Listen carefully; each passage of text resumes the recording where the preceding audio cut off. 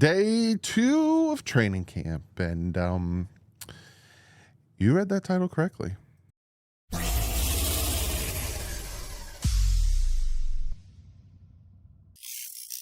What is up, Finn fans? Day 2 of training camp in the books. Got some news and notes, some player pressers. I almost couldn't get that one out if you couldn't tell by my face. And yeah, Tua, he didn't practice today. We're going to talk about all that, but first, got to talk about who was today's orange jersey, and it was Emmanuel Ogbah. Here, I'll pull it up for you guys. You can see him. He's rocking the orange jersey. Which one would be better? Maybe this one would be better. No, this one was better. Let me fix it for you guys. Rocking the orange jersey, but check out the number. 51, and that is because Deshaun Hand is 91. So he is wearing 51. And his contract details, he's $2 million. So has incentives to get up to $5 million. It's a 1 year, $5 million contract, incentive based, but it's a $2 million guaranteed. So he took a huge pay cut to come back with the Dolphins. They actually talk with him in after practice to kind of give you an idea of all that jazz. So let me give you on the field stuff. Day 2 of Dolphins training camp wrapped up. Quarterback Tua Tagovailoa was not present. Was present but did not practice. Safety Jordan Poyer did some individual position work with no team drills. Kendall Fuller, Jonnu Smith, Calais Campbell, and Teron Armstead also did not practice. The offense today was highlighted by a long touchdown from Mike White to Alec Ingold on a wheel route. It was otherwise married by drop passes, turnovers, sacks, and missed throws. Another big defensive day. Emmanuel Ogbah is true to this, not new to this. Orange jersey for him is what Marcel Louis Jacques was talking about. And this is from Travis Wingfield. Practice was over.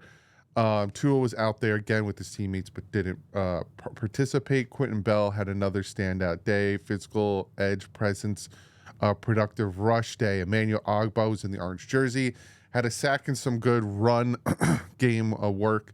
Strong 2-day back for the vet. Now, is that a good thing for him or is that horrible for our offensive line?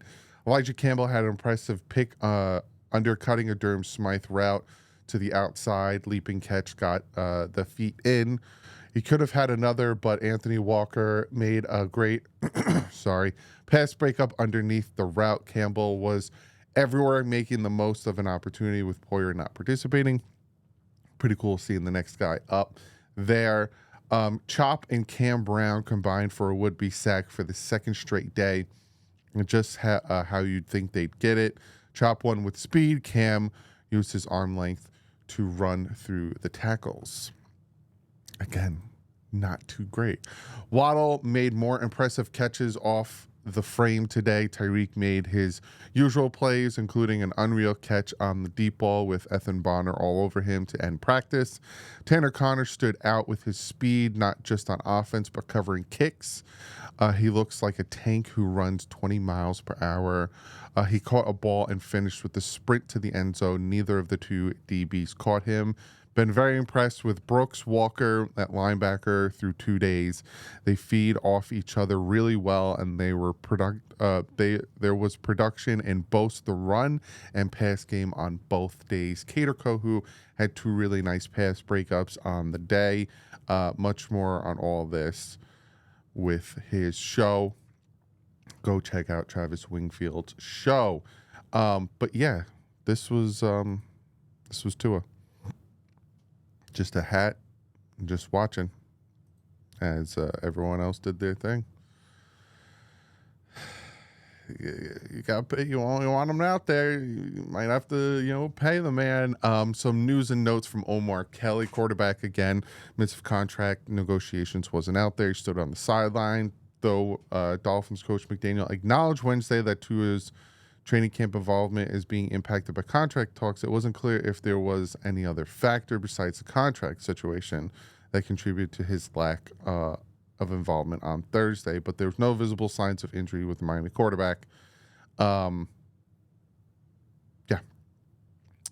Besides the 6 players who were physically unable to perform, several others didn't participate. Already gave you guys an idea of who that was. Javon Holland was back at practice and participated on Thursday after being sidelined for a time on Wednesday following a collision with Malik Washington. So Javon Holland is fine. One of the best plays on Thursday, Mike White delivered a throw to fullback Alec Ingold on a 6-yard touchdown. Again, like I said, on the wheel route, Javon Holland had a nice deep catch and a 50-yard gain on a pass from Mike White. Former Giants linebacker Cam Brown sacked White in a 7-on-7 drill. Brown was a key special teams player for the Giants. He also had a nice stop in the backfield on a left side run. One day when Campbell was held out, Deshaun Hand and Emmanuel Agba were owning their side of the trenches for the 11-on-11 period. Agba sacked White, his second in 2 days. Well, no pads. I'm going to say that so I don't jump off a bridge. No pads. Running back Chris Brooks fumbled the pitch from quarterback Gavin Hardison. Defensive lineman Isaiah Mack recovered it and had a decent return. Channing Tindall, trying to win a job at one of Miami's deepest positions, inside linebacker, had a pass break up on 11-on-11s. Good to hear him coming in and doing something. Outside linebacker Quentin Bell set the edge very effectively and tackled Devon Achane in the backfield. Bell had a strong start to camp. Defensive line owned the offensive line in trenches battle for the first 11-on-11 period. In one sequence, White had the entire defensive line in his face before he threw the ball 3 seconds after he likely would have been sacked. Oh, boy. Undrafted rookie center Ireland Brown delivered a high snap to Skylar Thompson. Yikes. Receiver Anthony Schwartz, who faced significant odds to win a spot in the 53-man, helped himself with a nice kickoff return, getting it to midfield. That's how you got to do it. If you're an undrafted guy or a guy who's fighting to make the roster, special teams, baby. Defensive tackle Zach Sealer had a tackle for loss on a right run from Raheem Mostert. River Craycraft beat former Bills corner Simon Neal for a respectable gain on a pass from Thompson.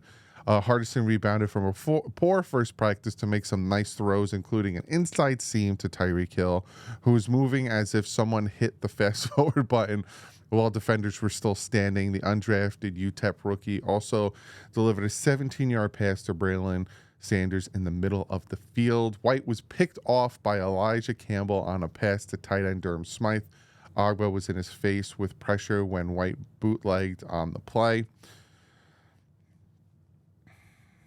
I'll give you my thoughts after I finish reading all this stuff. Rookie left tackle Patrick Paul held Chop Robinson in an attempt to protect Thompson. There's some positive there. Cornerback Jalen Ramsey laid his shoulder in tight end Tanner Connor at the collision of a screen pass that gained first down. Cornerback Kader Kohu had 2 pass breakups in the final 11-on-11 sessions. The defensive players celebrated every play they made on day 2 of camp, as they should. Tight end Tanner Connor caught a short sideline pass from White and out-sprinted 2 defenders to the end zone. Connor's speed was impressive on the play. And then finally, Hill caught a 25-yard sideline pass from Thompson to end the practice. Ethan Bonner was in great position in coverage and might have deflected the ball, but the all-pro receiver caught it nonetheless. Let me get to player press conferences, and then I'll tell you my thoughts on today's practice. Emmanuel Agba said he has unfinished business in his return with the Dolphins, detailed the process of the signing back with Miami and staying prepared in the offseason to lead to his start of camp. He looks good. Doesn't look out of shape. Javon Holland on the contract. When it comes, whenever they want to, I will pick up the phone. Javon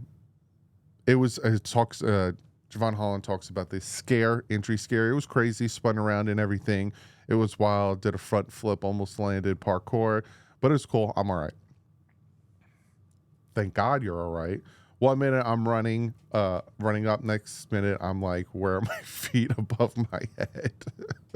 It's a good thing he is all right. But that's what I got for you guys today. Horrible day by the offense. You don't have Tua out there. You have the offensive line struggle by city, but again, no pads on. So I'm not going to look too far into it not having pads on, but this should be. Did Ryan sign with anybody? Hold on. Did he sign with anybody yet? Because I know he was meeting with people. Former visits the Giants. Projected New York Giants O-line if gets things done with Greg Van Roten. Giants workout, Greg Van Roten. So he hasn't signed with the Giants yet. Again, it's no pads, so I'm not going to freak out yet, but they're getting manhandled by the defensive line. You might want to look at bringing in Greg Van Roten. You might want to look at bringing in some more help on the offensive line, especially interior. You have, so don't tell us that we're more worried about it than you are, because again, no pads on, so I'm trying not to but also Tua wasn't out there. That hopefully puts a fire under the Dolphins' butts, but also has that contract negotiation and talks speed up a little bit, because again, on the 28th it's open to the fans, so you guys will be there.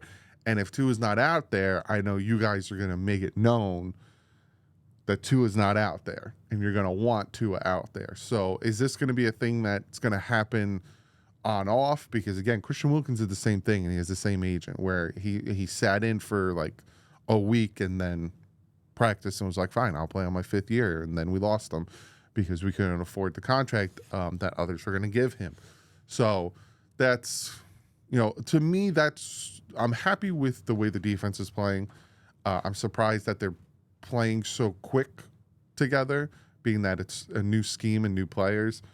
I'm not happy with the offensive line performances, but again, there's no pads on, so you can't really judge the trenches without any pads on, because especially for the offensive line, they don't have anyone they don't have nothing really to grab with the defenders not wearing any pads. But these backup quarterbacks aren't going to cut it. They're just, again, as much as you don't like Tua, he is the best quarterback on this team. He is the best option for the Dolphins to win, because Mike White is not it. Skylar Thompson is not it. As much as some people want to say Skylar Thompson almost won us the Bills game, go back and watch that game. He didn't. He threw 2 interceptions that gave the Bills scores. Take your hater goggles off, because that's just not the case. Tua is the best option for the Dolphins to win. And the funny thing is, if you go back on my channel, and when Brocktober was happening, I made a video saying Ryan Tannehill needs to start. And then all of a sudden, we faced the Texans, and Brock looked like doo-doo butter. So we'll see what happens with this contract. But, overall, the receivers did the receivers things.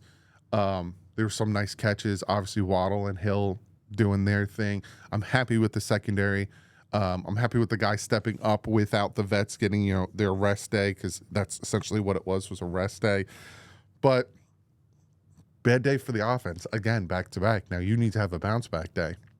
Tomorrow you have to have a bounce back day. I think they'll have off Saturday, being that then they have 3 straight days of camp open to the media and open to the public. So have a bounce back day tomorrow. But comment below.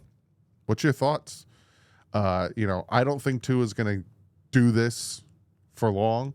If a contract doesn't get done, I think he's kind of just setting a little bit of a, hey, let's get this done type situation.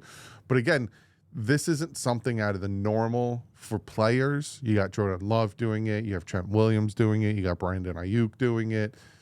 So we'll see how this all pans out. But if the Dolphins want to win, Tua needs to be the quarterback. So we'll see how that pans out. But comment below. Let me know what you guys think. Day 2 of training camp in the books. Tomorrow, day 3. And then I think they have off on Saturday. I don't know, but I'll let you guys know. But like usual, stay classy and fins out.